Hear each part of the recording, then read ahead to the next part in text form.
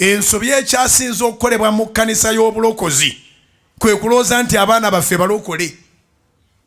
Naye nga gwe bw'oba oyogera ku bulokole bwo oyogera ku bintu bingi bye wavaamu. Ye talina kye yali abaddemu n'eki tamanyi sitaani. Sitaani gw'olaba tebamukunyumiza bunyumiza. Ateeka okukwata n'akukolako effujjo n'omwesimatulako n'ogenda eri Yesu n'ogamba gwe siri kuddiro li kasajja kabi. Kubira Mukama engalo ez'amaanyi. Abakadde b'ekkanisa abaana mbakirize balokoke, abaana si balokole. Ffe tuzaala buzaazi baana. Era tomukaka tomuga nti okuza otuusa okulokoka gwe tuwali yakukaka.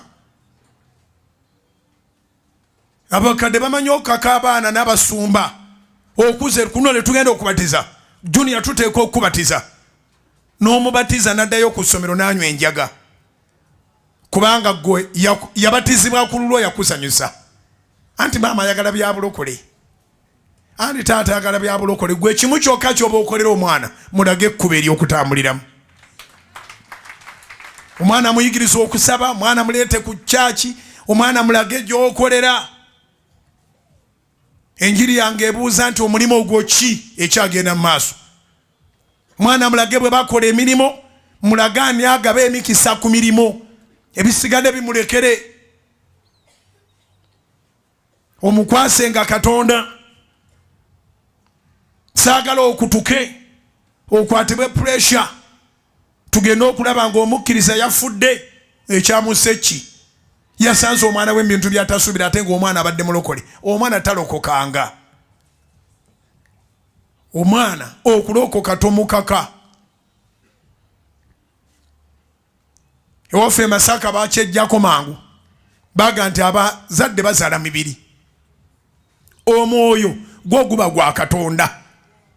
Kati gw'olina kunyiikira kusabira mwoyo ogwo amawulire g'omwana okulokoka yagakuleetera. Maama bwe twali ku ssomero ababuulizi b'enjiri ne bajja nalokoka.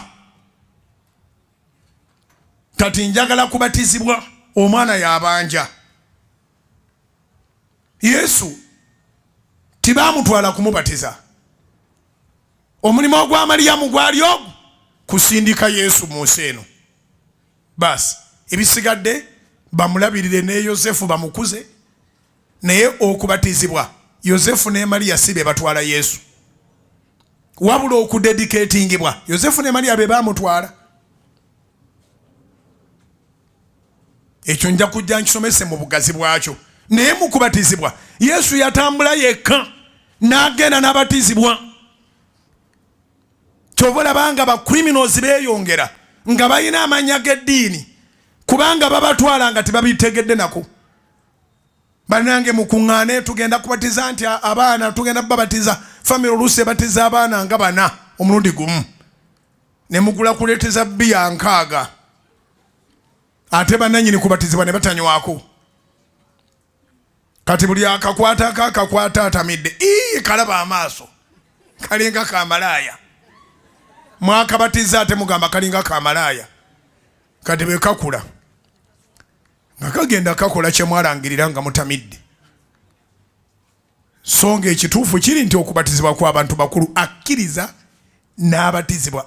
Lunyiriri lwangu nnyo Mark 16:16 tosobola dwerabira. Mark chapter 16 verse 16.